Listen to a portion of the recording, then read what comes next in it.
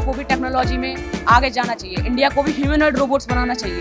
अपने भारत को कैसे बेटर बना सकूं, कैसे इंडिया को अपनी को सबसे ऊपर स्थान पर रख सकूं। स्किन कैंसर डिटेक्शन कर सकता है और इसमें कई सारी फंक्शंस ऐसे हैं जो कि इसको एक डॉक्टर मॉड्यूल बनाते हैं। यूपी का छोरा है और यूपी भारत में भी श्रेष्ठ है और यूपी ही भारत को श्रेष्ठ बनाएगी।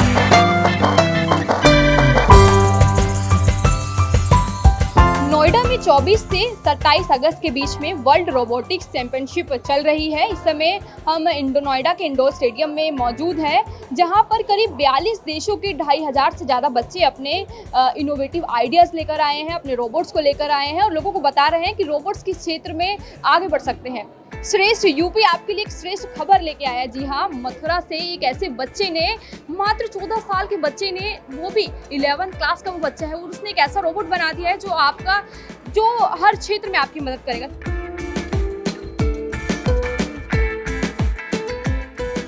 क्या नाम है आपका? मैम सूरज शर्मा। कौन सी क्लास में आप? Ma'am 11th class. कितने साल के आप? मैम 14। 14 साल के और आप 11th क्लास में, कैसे संभव है? हाँ मैम, एक्चुअली मैंने नर्सरी LKG UKG वगैरह नहीं किया था, अच्छा। तो इस वजह से डायरेक्ट फर्स्ट क्लास से स्टार्ट किया था मैंने। 15 साल की उम्र में आप नेक्स्ट 12वीं कंप्लीट करके और ग्रेजुएशन में पहुंच जाएंगे। Yes ma'am. अच्छा, आप अपने मुझे अपने आइडिया के बारे में बताइए कि कैसे आपने ये आइडिया सोचा, कहाँ से, कब आया आपको ये? मैम एक्चुअली जैसे इंडिया में इस टाइम पे कोई ह्यूमनॉइड रोबोट इतना खास नहीं है जो कि आर्टिफिशियल इंटेलिजेंस बेस्ड हो। तो इस टाइम पे जो बाहर देश में एक सोफिया नाम की रोबोट है, एमिका रोबोट है, जो कि आर्टिफिशियल इंटेलिजेंस बेस्ड है। तो उन्हीं को देख के मैं उनका इंटरव्यू देखता था, तो मेरे को इस चीज़ में ज़्यादा क्यूरियोसिटी थी। तो इसी वजह से मैंने ये रोबोट बनाया था, जो कि मैंने सोचा कि इंडिया को भी टेक्नोलॉजी में आगे जाना चाहिए, इंडिया को भी ह्यूमनॉइड रोबोट्स बनाना चाहिए। तो इसी वजह से मैंने रुद्रा द ह्यूमनॉइड रोबोट का आविष्कार किया। तो इसका नाम हमने रुद्रा ही क्यों रखा?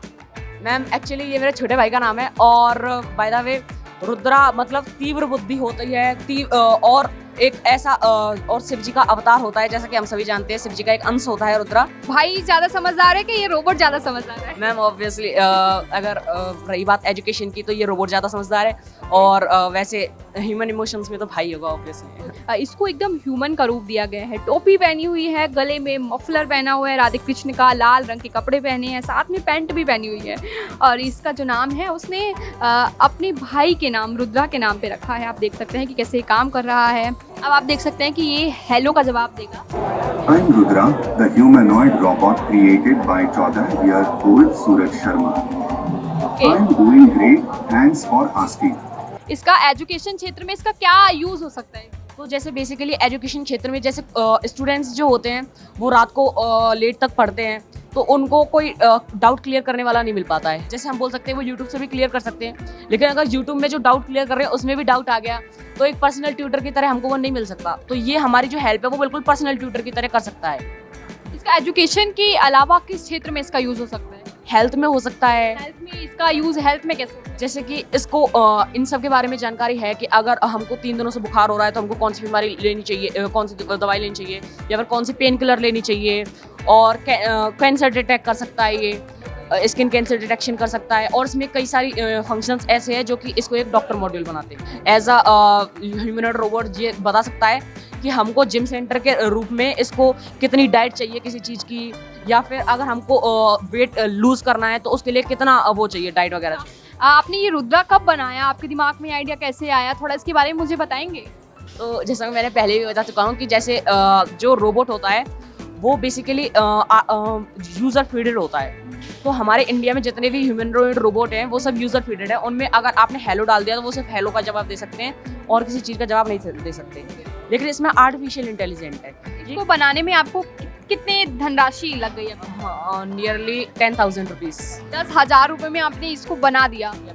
यस, बिकॉज और क्या खासियत है इसकी?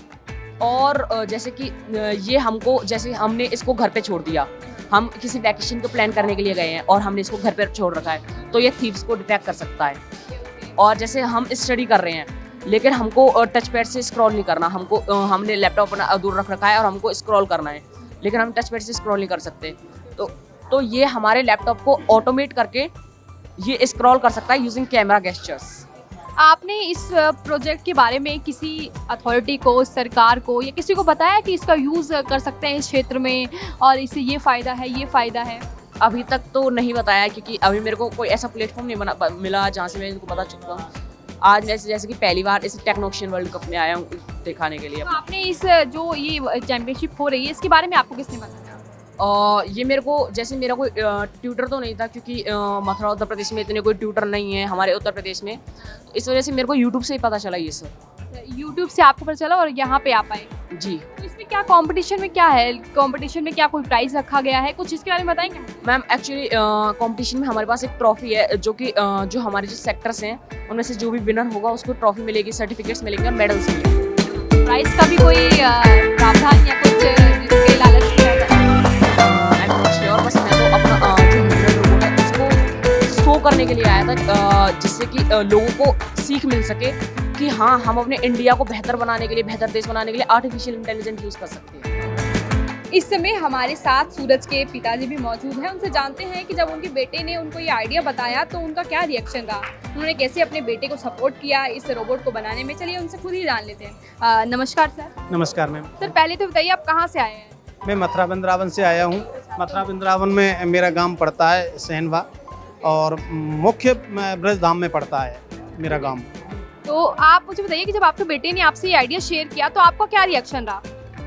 मुझे क्या, मैंने जितने भी टीचरों को देखा है, जितने भी इसने अपना शेयर किया है कि मैं इस तरह का रोबोट बनाना चाहता हूँ, लगभग मुझे ऐसा लगा है कि यहाँ कोई इसके बारे में जानता नहीं है। इसकी जो सोच है वो अपने भारत को, अपने देश को, अपने लोगों को इतना बेटर देने की है कि 24 घंटा ये यही सोचता रहता है कि हमने अपने भारत को कैसे बेटर बना सकूं, कैसे इंडिया को अपनी को सबसे ऊपर स्थान पर रख सकूं। भारत को साथ साथ श्रेष्ठ यूपी को भी श्रेष्ठ बना। यूपी तो अपने आप श्रेष्ठ होगी जब यूपी का छोरा है तो भारत, आप एकदम सही कह रहे हैं। यूपी का छोरा है और यूपी भारत में भी श्रेष्ठ है, और यूपी ही भारत को श्रेष्ठ बनाएगी। हमेशा यूपी ने ही भारत को श्रेष्ठ आगे रखने का काम किया है।